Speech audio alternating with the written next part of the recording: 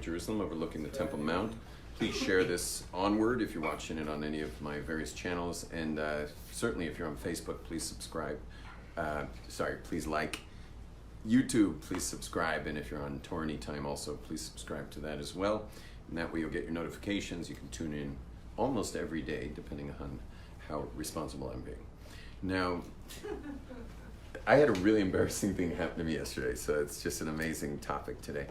A terribly embarrassing thing is I had an appointment with with what I thought was an osteopath, which is an alternative healer who works on like bone alignment and stuff. I'm basically a health freak, so I'm generally in the natural world of health, and so I show up at thank God my particular. I think every different national insurance company has this, but certainly ours does. It's called Maccabi TV.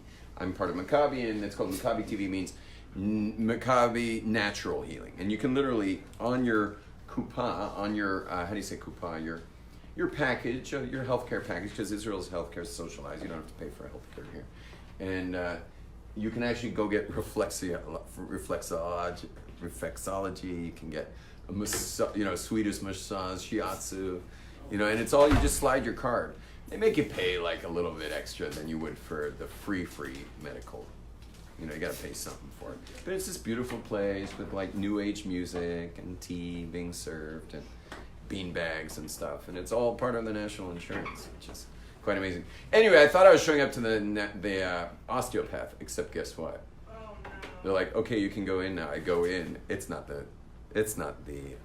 osteopath. Instead, it is the naturopath.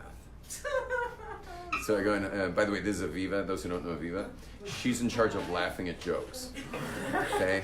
Now, there won't always be a time where there was a joke before the laughter, but she's your cue. In like television shows, they used to put up the laugh sign, in the 50s. So Aviva will let you know when it's time to laugh. Okay? Now, anyway, it turned out to be the naturopath. And I was just like, swallowing my tongue. I was like, oh no. Why? Because I totally neglected what he had asked me to do 6 weeks earlier. And he was so excited to meet me because he couldn't wait to see whether me drinking celery juice, meaning boiling celery for 20 minutes, and then drinking 2 full cups of it a day for 6 weeks, what that would do for my uric acid levels. I've never heard of uric acid, but apparently my uric acid levels were higher than normal, and that he felt that they should be brought down drinking celery juice. And the other thing was vitamin B12 under the tongue 3 times a day, but not at night. Amongst various other things, like not eating meat, not eating chocolate, not eating this, not eating that, not eating the other thing, and not drinking red wine. Anyway, I was caught with my pants down, totally. I think I drank some celery juice for like 2 weeks at the beginning. Vitamin B12, they wound up selling me a liquid version. For some reason that was putting me to sleep, so I put that aside. So here I was, sitting in front of this naturopath, and I could not help think of Jordan Peterson's, I think, first chapter of the book of the, whatever it's called, the 12 Rules for Living, or 12 Rules for Life. And the first chapter goes into detail after how people don't take care of themselves, and that people are more likely to give their dog medication and neglect themselves from taking the medication that was prescribed to them. Like, we will literally treat ourselves worse than most people. And I think that chapter was called Treat Yourself as Someone Who You Care For. Meaning there are people you care for and you treat them a certain way. Don't treat yourself worse than that. Which is wild, because all of us do that. All of us will treat ourselves worse than we'll treat someone that we care for. So treat yourself as if you're someone that you care for. Here I was. When I read that chapter, I was like, yeah, a lot of people do that, but not me. I would never do that. And here I was. I was that guy. And now I'm like promising this naturopath. I said, I promise you, I'm not that guy. I'm just not that guy. It's just in these 6 weeks, I've been out of the country 5 times. I'm being hosted by these random people in New York. I'm like, do you mind making me celery juice, please? You know, like, that's not going on. And the B12, I was just so busy, I didn't even think about the B12, you know, under the tongue, you know. Like, I just totally forgot. And here I am convincing him I'm not the guy who neglects himself. But here I was, the guy who neglects himself. And it was quite exposing and uncomfortable, and it really is not me. And even today my day was like, meaning my morning was total self-care. I mean, it was first a cup of coffee. That's self-care, especially if you wake up like me. You know, it takes. What time do you wake up? Sorry. Anywhere between 7 and 9, depending how late I went to sleep. But I never ever sleep less than 7 hours. Never less than 7 hours.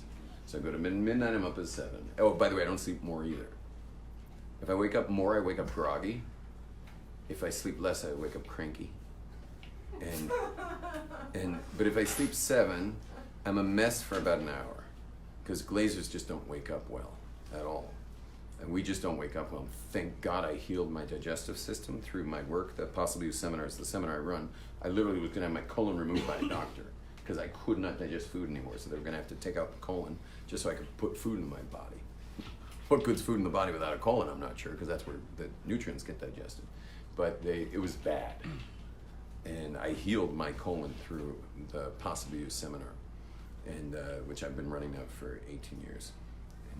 And I have one in Muncie this week. That's an announcement.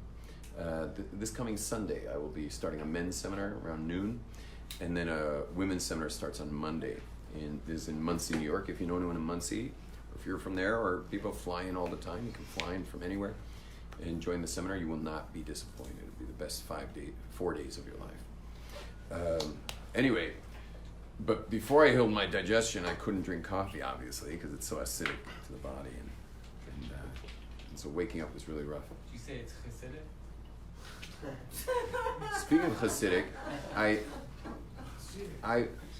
you know, Glazers, as I said, don't wake up well. So I was visiting our Hasidic cousins in Queens, New York.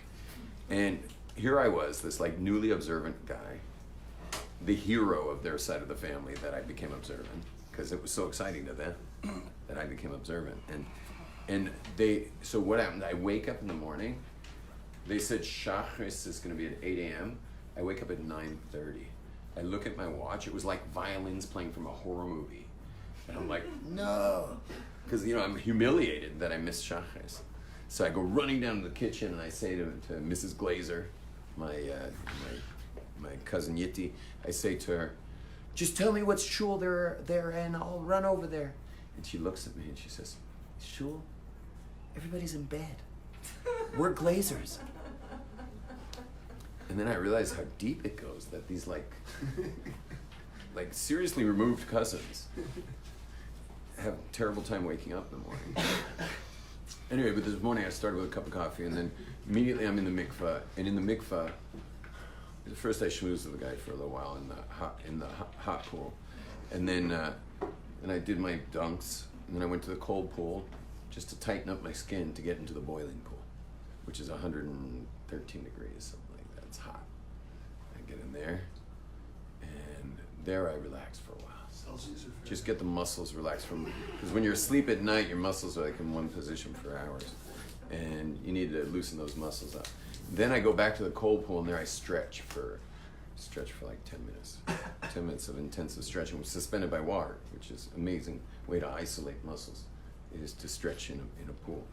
So, and after that, I did 45 minutes of yoga back in my house, and really intensive yoga. Not to mention, I don't even know, maybe over 100 sit-ups, and then lots and lots of push-ups, and then a full yoga session. Then I did a 45-minute meditation, and just stared at the name of God amongst various other names and various psukim that are inside my little micro temple experience over there. What kind of meditation? Meditation on names of God and stuff, and various psukim, and I did that for another 45 minutes, And after that, I went to pray.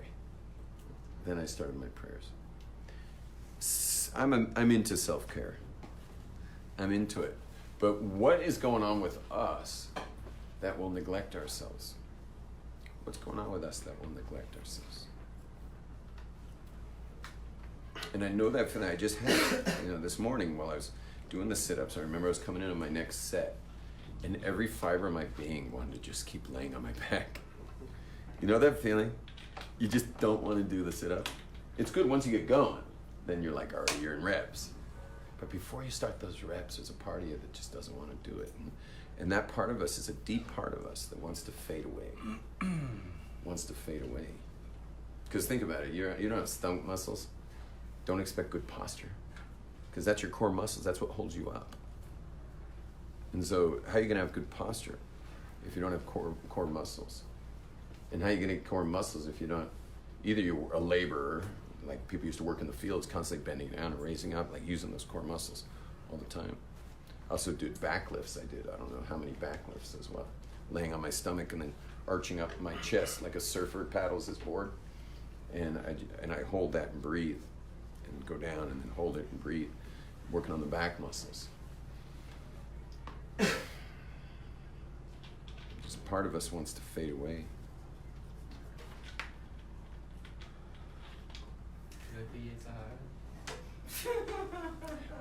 Did someone just ask if that's the Yetzer Hara? I think it is. Did you just bring up the Yetzer Hara in my classroom?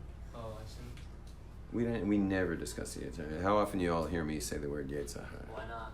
Like we almost I didn't never hear it discuss it. once. You never even heard me say it, probably. No. All these years. Yeah. All these years. Yeah. You know why? You know why I never say the word Yetzer Hara? Because whenever you use the word Yetzer Hara, that's a perfect way to keep letting it kill you. Yeah. See, the Yetzer Hara loves broad categories and never to deal with what's really going on. See, it's just a big platitude, the Yetzer Hara. Meaning we use it, it becomes a platitude, and then it can do whatever it wants because you've never quite distinguished what it's up to. And so, I know there is a Yetzer Hara. I mean, believe me, I'm very well aware there's a Yetzer Hara. But I never discuss the Yetzer Hara. I only discuss what the Yetzer Hara is up to. Even in this class right now, we're discussing what the Yetzer Hara is up to. But we never, the Yetzer Hara, you get it out of your vocabulary. Just knock it out. I'll run whole programs for hours and hours and hours and hours and hours and hours on end, which is all really coming, the issues we're dealing with are really Yetzer Hara issues. And I'll never let those two words leave my mouth. And not from a superstitious region. It's just that that's a perfect way to never grow. Is to leave it as this kind of amorphous theme. Yeah, and that's a great way to never get ahead in life, never get yourself put together. Our job is always to identify, to GPS what Yetzer Hara and where is that exactly inside of you? What is that place?